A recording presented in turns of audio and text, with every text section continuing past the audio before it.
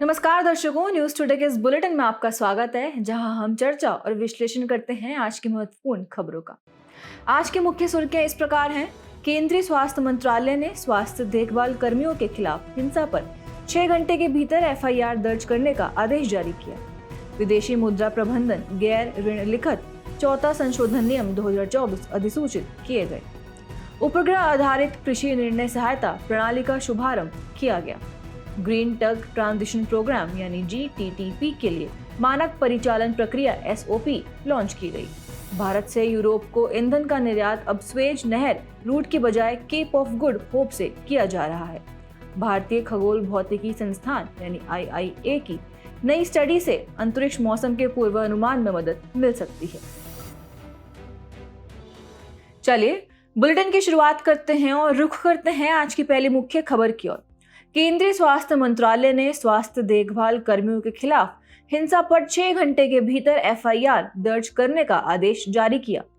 स्वास्थ्य मंत्रालय ने हाल ही में एक सख्त निर्देश जारी किया है, जिसमें कहा गया है कि यदि ड्यूटी पर मौजूद किसी भी स्वास्थ्य देखभाल कर्मी के खिलाफ हिंसा की घटना होती है तो उस पर संस्थान के प्रमुख को 6 घंटे के भीतर प्राथमिकी यानी FIR दर्ज करनी होगी।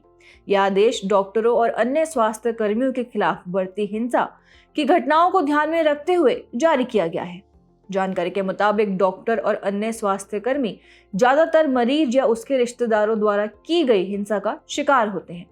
सामाजिक अस्थिरता, व्यक्तिगत संबंधों में गिरावट, मरीज के रोग से जुड़ी जटिलताओं और फिर मरीज की मृत्यु के लिए डॉक्टर को दोषी मानने जैसी वजहें हिंसा के प्रमुख कारण हैं। आपको बता दें, लोक स्वास्थ्य संविधान में राज्य सूची का विषय है, इसीलिए स्वास्थ्य कर्मियों के खिलाफ हिंसा को रोकने के लिए कोई केंद्रीय कानून मौजूद नहीं है। चलिए अब खबर में आगे बढ़ते हुए स्वास्थ्य देखभाल कर्मियों के खिलाफ हिंसा की वर्तमान स्थिति भी जान लेते हैं। विश्व स्वास्थ्य संगठन यानी WHO के अनुसार पूरी दुनिया में स्वास्थ्य कर्मी हिंसा के उच्च जोखिम का सामना करते हैं। लगभग 8 से 38% स्वास्थ्य कर्मियों को शारीरिक हिंसा का सामना करना पड़ता है, जबकि शेष स्वास्थ्य कर्मियों को गाली गलौज या अन्य प्रकार के दुर्व्यवहार का सामना करना पड़ता है। स्वास्थ्य कर्मियों के खिलाफ अधिकतर हिंसा मरीजों और उनके रिश्तेदारों यानी विजिटर्स द्वारा की जाती है। साथ ही आपदा और संघर्ष की स्थितियों में स्वास्थ्य कर्मी सामूहिक या राजनीतिक हिंसा का शिकार हो सकते हैं। सिर्फ इतना ही नहीं, स्वास्थ्य देखभाल कर्मियों के खिलाफ हिंसा के दुष्प्रभावों की बात करें तो इससे स्वास्थ्य देखभाल कर्मियों के मानसिक और शारीरिक स्वास्थ्य पर नकारात्मक प्रभाव पड़ता है। इससे स्वास्थ्य देखभाल सेवा की गुणवत्ता में गिरावट आती है। यदि हिंसा के खतरे को देखते हुए स्वास्थ्य कर्मी अपना चिकित्सा पेशा छोड़ देते हैं तो सभी के लिए प्राथमिक स्वास्थ्य देखभाल सेवा प्राप्त करना कठिन हो जाएगा। स्वास्थ्य कर्मियों की सुरक्षा के लिए केंद्र सरकार ने कई महत्वपूर्ण पहलें भी शुरू की हैं। स्वास्थ्य सेवा पेशेवरों और क्लिनिकल प्रतिष्ठानों के खिलाफ हिंसा की रोकथाम विधेयक 2022 पेश किया गया है।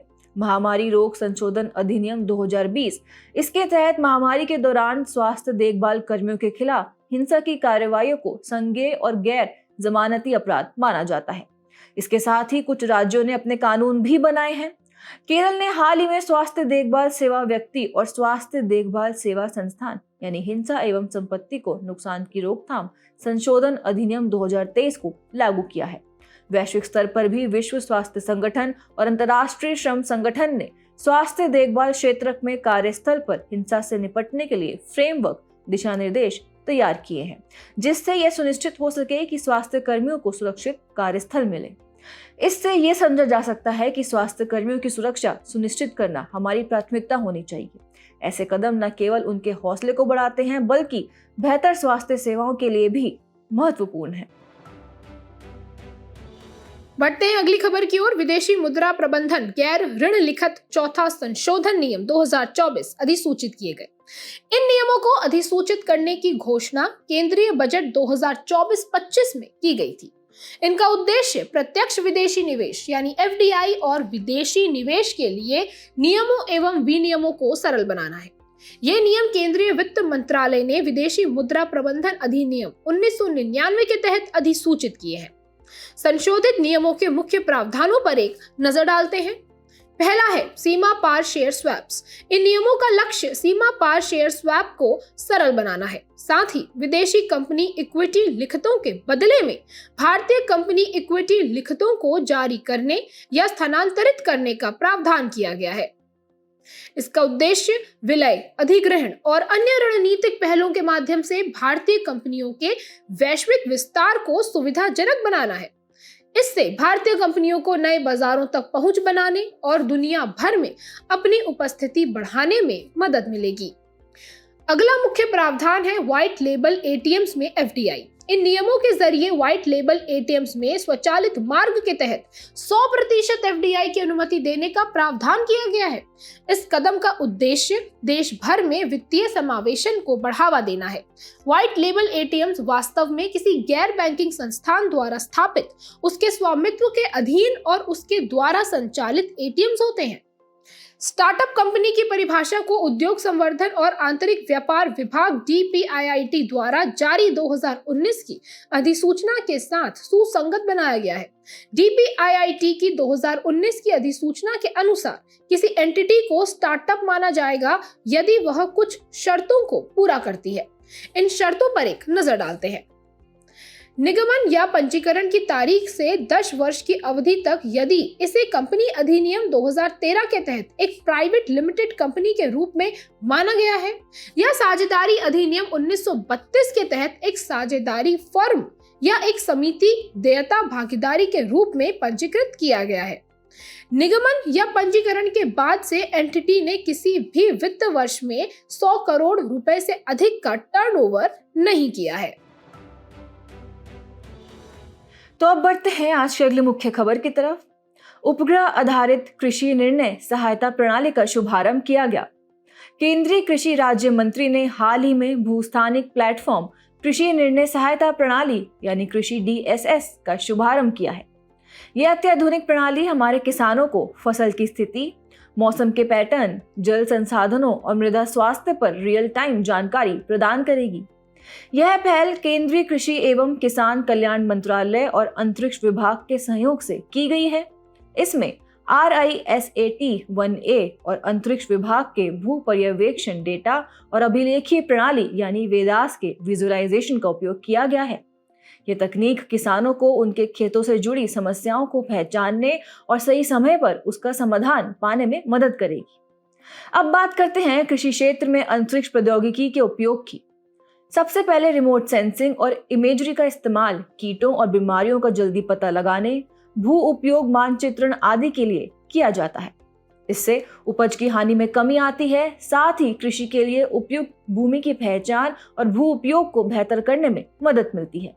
इसके अलावा ग्लोबल पोजीशनिंग सिस्टम यानी GPS का उपयोग खेतों का सटीक मानचित्रण करके और अत्यधिक सटीकता के साथ बीज, उर्वरक जैसे संसाधनों का इस्तेमाल करके परिशुद्ध कृषि करने में होता है। साथ ही इससे पशुधन की ट्रैकिंग भी की जा सकती है। उदाहरण के लिए GPS कॉलर पशुधन की गतिविधियों और चराई के पैटर्न पर नजर रखने में मदद करते हैं। इससे इनपुट और लागत में कमी आती है और खेतों के डिजिटल मानचित्र भी तैयार किए जा सकते हैं। संचार प्रौद्योगिकियां भी इसमें अहम भूमिका निभा सकती हैं। रियल टाइम में डेटा का प्रसार करने से किसानों को बाजार मूल्य, मौसम संबंधी अपडेट और कृषि परामर्श जैसी जरूरी जानकारी तुरंत मिल जाती है।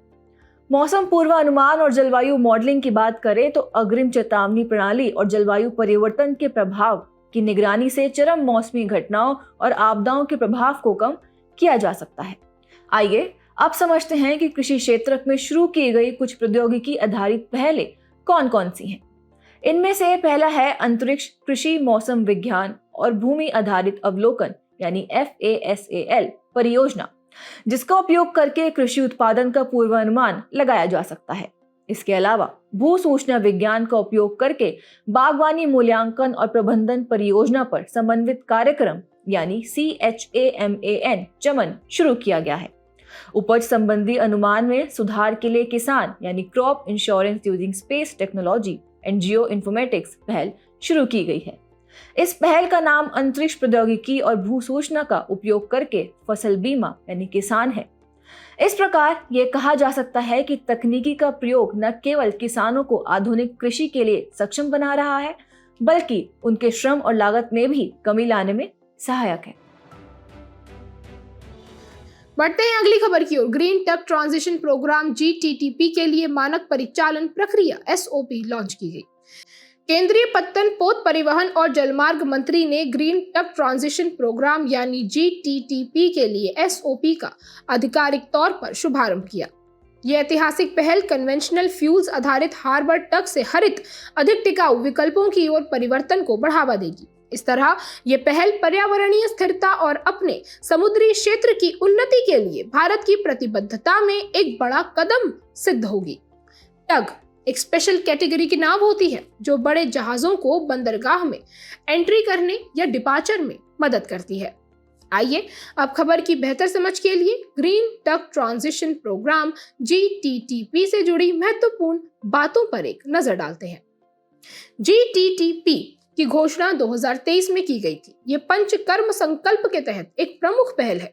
GTTP को भारत के बड़े बंदरगाहों में संचालित पारंपरिक ईंधन आधारित हार्बर टग के उपयोग को चरणबद्ध तरीके से समाप्त करने और उन्हें स्वच्छ और अधिक टिकाऊ वैकल्पिक ईंधनों से संचालित ग्रीन टग से बदलने के लिए डिजाइन किया गया है। पंचकर्म संकल्प में 5 प्रमुख घोषणाएं शामिल हैं। इन घोषणाओं में ग्रीन शिपिंग को बढ़ावा देने के लिए 30% वित्तीय सहायता, रिवर और सी क्रूसेस की सुविधा और साथ ही निगरानी के लिए सिंगल विंडो पोर्टल आदि शामिल है। चलिए अब समझते हैं कि ग्रीन शिपिंग की आवश्यकता क्यों है। शिपिंग यानी पोत परिवहन क्षेत्र की विश्व के CO2 उत्सर्जन में लगभग 3% हिस्सेदारी है। भारत के मामले में समुद्री परिवहन से होने वाले ग्रीन हाउस गैस GHG उत्सर्जन का समग्र परिवहन क्षेत्र से होने वाले GHG उत्सर्जन में 1% का योगदान है।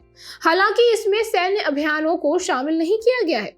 शिपिंग के विकार्बनीकरण में कुछ चुनौतियां भी शामिल हैं, जैसे कि जीवाश्म ईंधन पर अधिक निर्भरता बनी हुई है। अंतर्राष्ट्रीय शिपिंग क्षेत्र की ऊर्जा की लगभग 99% मांग जीवाश्म ईंधन से पूरी होती है। ट्रांजिशन की उच्च लागत एक अन्य प्रमुख समस्या है। उदाहरण के लिए LNG ईंधन के उपयोग हेतु मौजूदा अवसंरचना में व्यापक बदलाव की आवश्यकता होगी। ऐसा इस कारण क्योंकि इसके लिए क्रायोजेनिक तापमान पर ईंधन के भंडारण की आवश्यकता होती है। इसके अलावा कुछ अन्य चुनौतियों की बात करते हैं। अपर्याप्त बंदरगाह सुविधाओं के कारण गैर किफायती जलीय मार्ग को अपनाना पड़ता है, जिससे ईंधन की अधिक खपत होती है और अंतर्राष्ट्रीय जल में विनियमों को लागू करने में कठिनाई भी होती है। खबर के आखिर में समुद्री परिवहन के विकार्बनीकरण से संबंधित मुख्य पहलें कौन सी हैं, उसे भी समझते हैं। सबसे पहले बात करते हैं वैश्विक स्तर पर शुरू की गई पहलों की। अंतर्राष्ट्रीय समुद्री संगठन द्वारा संशोधित ग्रीन हाउस गैस रणनीति के तहत 2050 तक या उसके आसपास नेट जीरो उत्सर्जन का एक क्षेत्रक आधारित लक्ष्य निर्धारित किया गया है। इस ओर दूसरी प्रमुख पहल है ग्रीन वॉयज 2050। ये 2023 IMO GHG रणनीति के अनुरूप विकासशील देशों को जहाजों से होने वाले उत्सर्जन को कम करने में सहायता करने वाला वैश्विक कार्यक्रम है। आखिर में समझते हैं भारत द्वारा शुरू की गई पहलों के बारे में। पहला है सागरमाला कार्यक्रम। ये कार्यक्रम हरित बंदरगाह पहल और तटीय सामुदायिक विकास पर जोर देते हुए बंदरगाह आधारित विकास पर ध्यान केंद्रित करता है। और दूसरी पहल है मैरीटाइम इंडिया विजन 2030। ये भारत में हरित बंदरगाहों और ग्रीन शिपिंग के विकास पर ध्यान केंद्रित करता है। इसी के साथ बढ़ते हैं अगली मुख्य खबर की तरफ। भारत से यूरोप को ईंधन का निर्यात अब सुएज नहर रूट की बजाय केप ऑफ गुड होप से किया जा रहा है। दरअसल लाल सागर में जहाजों के समक्ष सुरक्षा संकट उत्पन्न होने से पहले भारत से यूरोप को ईंधन निर्यात लगभग पूरी तरह से लाल सागर सुएज नहर रूट से ही किया जाता था। रूस यूक्रेन संघर्ष और रूस पर पश्चिमी देशों के प्रतिबंधों के बाद भारत यूरोप के लिए ईंधन के बड़े आपूर्तिकर्ता देश के रूप में उभरा है। सुएज नहर जो भूमध्य सागर को लाल सागर से जोड़ती है और एशिया को यूरोप से जोड़ने वाला सबसे छोटा समुद्री मार्ग है। UN ट्रेड एंड डेवलपमेंट पूर्ववर्ती अंकटाड के अनुसार वैश्विक समुद्री व्यापार का लगभग 12 से 15% हिस्सा सुएज नहर से होता है। ऐसे में ये जानना बेहद जरूरी है कि क्या कारण है जिनकी वजह से जहाजों को समुद्री मार्ग बदलने के लिए मजबूर होना पड़ा। इनमें से एक तो है ईरान समर्थित यमन के हूती विद्रोही जो बाब अल मंदेब नामक संकीर्ण जल संधि के आसपास से गुजरने वाले जहाजों पर हमला कर रहे हैं। ये जल संधि उत्तर पश्चिम में लाल सागर को दक्षिण पूर्व में अदन की खाड़ी और हिंद महासागर से जोड़ती है, जिस पर भारत की अधिक निर्भरता रही है। दूसरा बड़ा कारण है इजराइल हमास संघर्ष, जिसने मध्य पूर्व के संकट को और भी गहरा कर दिया है। इससे भय के चलते कई देशों ने व्यापार के वैकल्पिक मार्ग अपनाने शुरू कर दिए हैं। लेकिन इस बदलाव के क्या परिणाम हुए, आइए ये जानते हैं। यूरोप को किए जाने वाले निर्यात में गिरावट आई है। हालिया महीनों में भारत से यूरोप को किए जाने वाले पेट्रोलियम ईंधन के निर्यात में गिरावट दर्ज की गई है। सवेज नहर की तुलना में केप ऑफ गुड होप से जहाजों को गुजरने में लगभग 2 सप्ताह का अधिक समय लगता है। साथ ही इससे कंटेनर से माल ढुलाई दर में भी 30% से अधिक की वृद्धि हो जाती है। अन्य देशों को निर्यात का विकल्प मिलना भी इसका एक परिणाम है।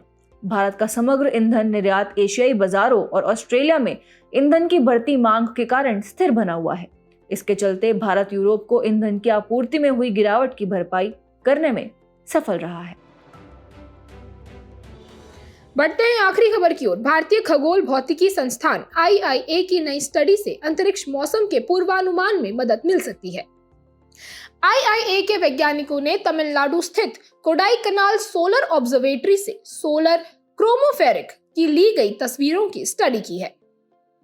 स्टडी में वैज्ञानिकों ने पाया कि कम वर्षों वाले सौर चक्र यानी सोलर साइकिल के दौरान सौर सतह पर सुपर ग्रैन्युलर सेल्स की चौड़ाई असल में बाद के सौर चक्र मैक्सिमम के दौरान देखे जाने वाले सनस्पॉट्स की संख्या पर निर्भर करती है। ग्रैन्युल्स सूरज के फोटो सर्कल में कन्वेक्शन सेल्स हैं। वे सूर्य के कन्वेक्शन जोन में प्लाज्मा की करंट्स के कारण बनते हैं। साइंटिस्ट की नई स्टडी का उपयोग स्पेस वेदर के फोरकास्ट में किया जा सकता है।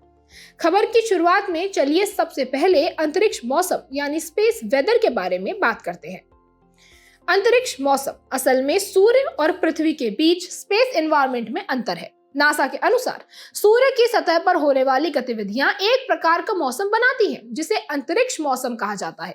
अंतरिक्ष मौसम को प्रभावित करने वाले सक्रिय तत्वों में शामिल हैं पार्टिकल्स, इलेक्ट्रोमैग्नेटिक एनर्जी और मैग्नेटिक फील्ड्स। अंतरिक्ष मौसम से जुड़ी सौर गतिविधियों को भी थोड़ा समझने का प्रयास करते हैं। पहला है कोरोनल मास इजेक्शन यानी CME। ये वास्तव में सूर्य के कोरोना से प्लाज्मा और मैग्नेटिक फील्ड का व्यापक स्तर पर उत्सर्जन है। सूर्य का कोरोना सूर्य के वायुमंडल की सबसे बाहरी परत है। कोरोना आमतौर पर सूर्य की सतह की चमकदार रोशनी से छिपा रहता है। अगला है सोलर फ्लेयर्स। यह सनस्पॉट से जुड़ी चुंबकीय ऊर्जा के उत्सर्जित विकिरण का प्रबल विस्फोट है। इस दौरान सूर्य के वायुमंडल में कलेक्टेड मैग्नेटिक एनर्जी अचानक मुक्त हो जाती है। अगली गतिविधि है सौर पवन। यह सूर्य के कोरोना से निकलने वाले आवेशित कणों की धारा है। इसमें मुख्य रूप से प्रोटॉन और इलेक्ट्रॉन है जो प्लाज्मा की अवस्था में होते हैं। और आखिरी है उच्च गति वाली सौर पवन। यह नियमित तौर पर निकलने वाली सौर पवन से अधिक शक्तिशाली होती है। यह सूर्य के उन क्षेत्रों से प्रवाहित होती है जिन्हें कोरोनल होल के रूप में जाना जाता है। खबर के आखिर में सौर चक्र यानी सोलर साइकिल के बारे में भी जानकारी प्राप्त करते हैं। सौर चक्र वो साइकिल है जिससे सूर्य का चुंबकीय क्षेत्र लगभग प्रत्येक 11 साल में गुजरता है। दरअसल सूर्य विद्युत आवेशित गर्म गैसों का एक विशाल गोला है। ये आवेशित गैसें गतिमान रहती हैं, जिससे एक शक्तिशाली चुंबकीय क्षेत्र उत्पन्न होता है। सूर्य का चुंबकीय क्षेत्र एक चक्र से गुजरता है जिसे सौर चक्र भी कहा जाता है। सौर चक्र की शुरुआत सोलर मिनिमम से होती है। इस दौरान सूर्य में सबसे कम सनस्पॉट्स होते हैं। सौर चक्र का मिडिल टर्म सोलर मैक्सिमम होती है। इस दौरान सूर्य में सबसे अधिक सनस्पॉट्स भी होते हैं। साथ ही प्रत्येक सौर चक्र की पीक अवधि के दौरान सूर्य के चुंबकीय क्षेत्र का ध्रुव बदलता है। इसका मतलब ये है कि सूर्य के नॉर्थ और साउथ पोल अपनी जगह बदल लेते हैं। ऐसा इसके आंतरिक मैग्नेटिक डायनेमो को फिर से व्यवस्थित करने के कारण होता है। ये परिघटना पृथ्वी के चारों ओर तूफानी अंतरिक्ष मौसम का कारण बन सकती है। बढ़ते हैं सुर्खियों में रहे स्थल की तरफ। हमारा आज का स्थल है वियतनाम। इस देश की राजधानी है हनोई। हाल ही में वियतनाम के हनोई शहर में चौथी भारत वियतनाम समुद्री सुरक्षा वार्ता आयोजित की गई। चलिए इस देश की भौगोलिक अवस्थिति पर एक नजर डालते हैं। वियतनाम दक्षिण पूर्व एशिया मुख्य भूमि के पूर्वी भाग में अवस्थित है। इसकी स्थलीय सीमाएं उत्तर में चीन से तथा पश्चिम में कंबोडिया और लाओस से लगती हैं। वहीं इस देश की समुद्री सीमाएं पूर्व और दक्षिण में दक्षिण चीन सागर तथा दक्षिण पश्चिम में थाईलैंड की खाड़ी यानी सियाम की खाड़ी में स्थित है। अब वियतनाम देश की भौगोलिक विशेषताओं पर एक नजर डालते हैं। यहाँ की प्रमुख नदियां हैं मेकांग, रेट, मा। वियतनाम में कई दुर्लभ और विचित्र जीव भी पाए जाते हैं, जैसे विशाल कैटफिश, इंडो चाइनीज बाघ, साओला मृग, सुमात्राई गेंडे आदि। और इस देश की जलवायु उष्णकटिबंधीय है। यहाँ साल भर उच्च तापमान और आर्द्रता बनी रहती है। इस देश की सबसे ऊंची चोटी है फांसीपेन। चलिए बुलेटिन की आखिर में बढ़ते हैं आज की संक्षिप्त सुर्खियों की तरफ। केंद्रीय कैबिनेट की नियुक्ति समिति एसीसी ने नए कैबिनेट सचिव की नियुक्ति को मंजूरी दी है। उनका कार्यकाल 2 वर्षों का होगा। इसकी नियुक्ति कैबिनेट की नियुक्ति समिति द्वारा वरिष्ठता सह योग्यता के आधार पर की जाती है।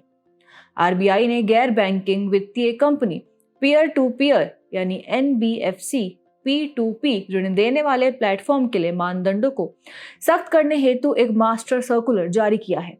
P2P ऋण प्रदायगी में कोई व्यक्ति डिजिटल प्लेटफॉर्म के जरिए सीधे ऋण देता है और लेता है। इस प्रक्रिया में बैंक जैसे पारंपरिक वित्तीय संस्थान शामिल नहीं होते हैं।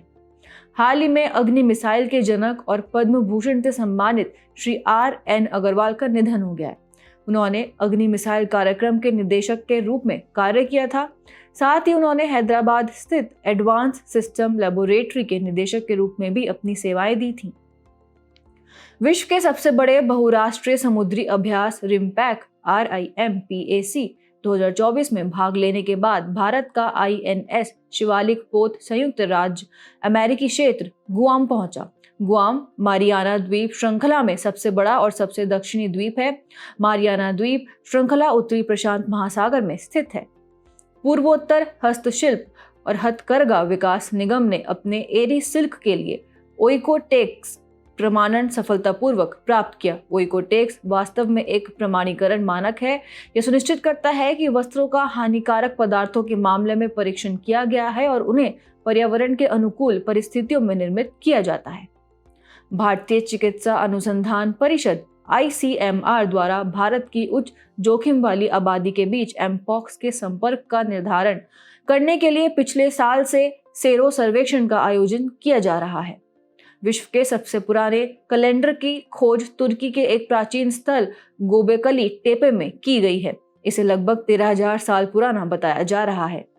साल 2022 के लिए 17वें राष्ट्रीय फिल्म पुरस्कारों की घोषणा की गई। इन पुरस्कारों को 1954 में स्थापित किया गया था।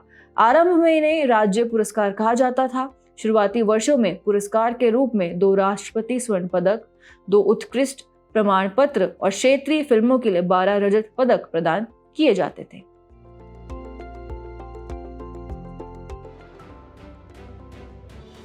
जाने से पहले आपकी समझ की परीक्षा के लिए डालते हैं एक नजर हमारे स्पेशल सेगमेंट प्रश्नोत्तरी पर।